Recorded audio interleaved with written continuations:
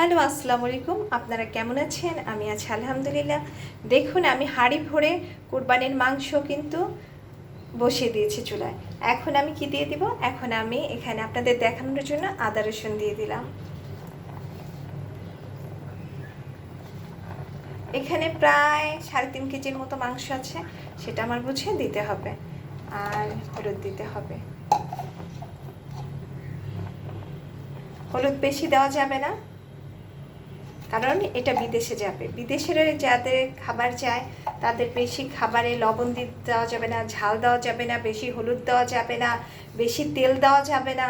তারপর বলবে বেশি স্বাদ হয়নি। কেমন হয়েছে আমার কথাটা কি সত্যি? আপনাদের কাদের সাথে আমার কথাটা মিলেছে? যাদের সাথে কথাটা মিলেছে সবাই শেয়ার করবেন।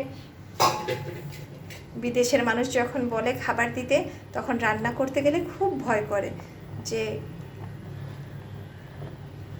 যদি ঝাল হয়ে যায়, যদি লবণ বেশি হয়ে যায়, সব কিছুতে একটা বাধা বাধা লাগে। কথাটা কি ঠিক বলেছি? যদি আপনাদের ভালো লাগে তাহলে সবার সাথে শেয়ার করবেন। সবাই ভালো থাকবেন, আমার জন্য দোয়া করবেন যেন আমিও ভালো থাকি। আল্লাহ হাফেজ।